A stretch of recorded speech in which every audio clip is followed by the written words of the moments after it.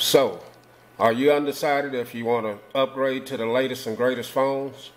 Well, in this video, I'm going to take a look at two of last year's flagship phones from LG and Samsung, the Samsung Galaxy S7 Edge and the LG G5.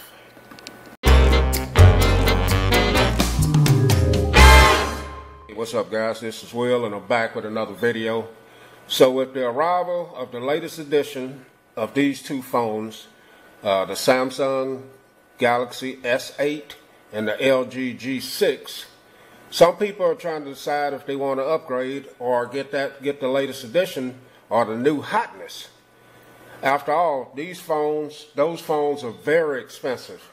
And in reality, you could buy both of these phones for the price of one of those in most instances.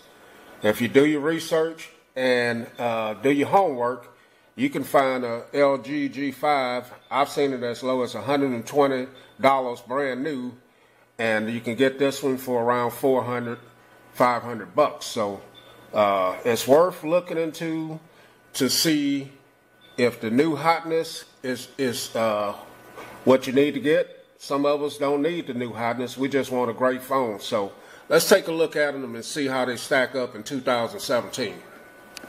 So let's go over some of the specs and features of both of these phones.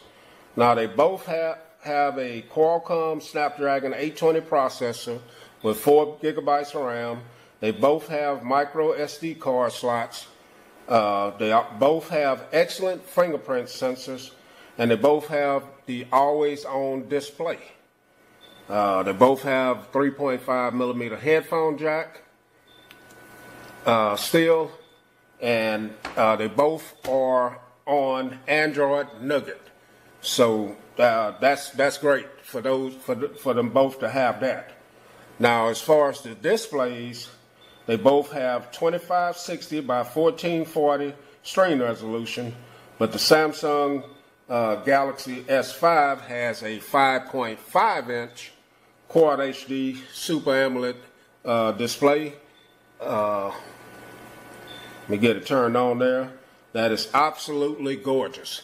This phone last year was probably one of the best displays that you could get on a phone last year, and it's still, to this day, a very nice looking display. Now, on the other hand, the LG G5, it has a 5.3-inch IPS LCD display that is very nice, but it's not as vibrant as the S7 Edge is, and it doesn't get as bright as the S7 Edge, but it's still a nice display, as you can see right there. A lot of people like the more vibrant colors of an AMOLED display, but some people also like the more natural colors of a IPS display also. So as far as the build quality on these, the Samsung Galaxy S7 Edge has glass front and back, Gorilla Glass, and it's sandwiched in between with a metal frame right there. So that makes this phone feel very premium in the hand, and the curved edges on it, some people like them, some people don't. When I first got the phone, I've had the phone 3 or 4 different times. It took a lot of getting used to, so I wouldn't interfere with the edges on the phone. But yeah, it feels real nice in your hand, nice build quality. Now, let's get to the LG G5. Now, it caught a lot of hate for its build last year. It has a metal build to it, but they decided to cover this up with some kind of paint or some kind of material on it, and it makes it just doesn't feel like a metal phone. A lot of people are complaining about this is a modular design, and they were having problems with it matching up right here. There was some deformities around the camera and stuff like that. Now, this is not the most, this phone is not gorgeous looking, and it's not a look at all, but it does feel solid in the hand to me. My unit that I've got looks good, and there's no imperfections in it. But most of the time we're going to put a case on our phones anyway, So that'll take care of that ugliness or whatever some people don't like about the phone. When you put a case on it, that takes care of it. So, but I'll give the build quality to the S7 Edge on that. Now on the cameras, the S7 Edge, it has a 12 megapixel rear facing camera. That was one of last year's best cameras that you could get on a cell phone. And it's still a great camera to this day. Takes very good pictures on it. And it also has a 5 megapixel front facing camera, which is good for selfies and things like that. Also takes excellent video. You can do HD. You can do different resolutions on the video also. A lot of features and stuff on the phone. Now when you talk about the LG G5, it has dual cameras on the back. It has a 12 megapixel camera and also has an 8 megapixel with the wide angle capabilities on it, which is great. You can get this phone has an awesome camera on it, and on the front of it, it has a 8 megapixel front facing camera. That's also great for selfies, and both cameras are great. And I think the upper hand is going to have to go to the, as far as the camera, have to go to the LG because it has that dual camera on the back of it. Battery life, the S7 Edge has a 3600 milliamp battery with wireless charge capabilities and quick charge capabilities. Now the G5 has a 2800 milliamp battery with quick charge, but it doesn't have wireless charge, whereas the S7 does have. Now you'll get more battery life, I do, out of the S7 throughout the day, but you also have to remember that this being a modular design, if you have a spare battery, you can pop that battery out, put another battery in, and use 0 to 100 within seconds. So other features, the G5 has the IR blaster that a lot of people still like about it.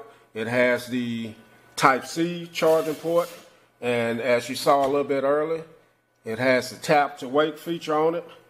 Now something that the S7 Edge has that the LG G5 doesn't have. This is IPS68 water resistant, and it also has this Edge feature and some other features. I'm just going through a few of them, guys. I'm not going through everything on it. This is just a video to point out some of the features and to talk about these phones, use them in 2017 compared to buying the new hotness. Day-to-day on these phones, the call quality is definitely better. That I'm told, my personal use on the S7 Edge, a lot of people say I have an echo on this phone when using it, probably like in this room right now. I'm at work and it has high ceilings, so it's going to be an echo in here. Also, you may hear a printer going off every so often. Both of them are fast and fluid. Samsung, the TouchWiz does slow down from time to time. LG, it's pretty fast. It hasn't changed. The Nougat update on both of them has greatly improved both of them as far as the how they work every day, the fluidity of them. They work very well. But this is Android, so we know that we can put different launchers on there and change it up if we don't like the look of it. So that's another good thing. But when you get into certain parts of the UI, it's still going to be TouchWiz and LG's UI overlay on there. So I guess in conclusion, what I want to say, I don't want to make this video too long. There's always going to be a new hotness out there. Every time you turn around, there's going to be a new hotness. Everybody can't afford or don't want to upgrade to the latest phone every time. And you don't have to, because there's still great phones out there. Not just these two phones. I'm just doing this comparison because the latest two phones that are out right now, the S7 8 and the LG G6. But for tech junkies and phone junkies like us, most of us out there, we got to have the latest and the greatest. But these phones are still great. I think they'll still get some of the updates on them for quite a while to come. And I still recommend buying both of them because they're still great phones. So that's what I had to say about using these phones in 2017. If you like this video, smash that like button, and we'll catch y'all in the next video. Thanks for watching.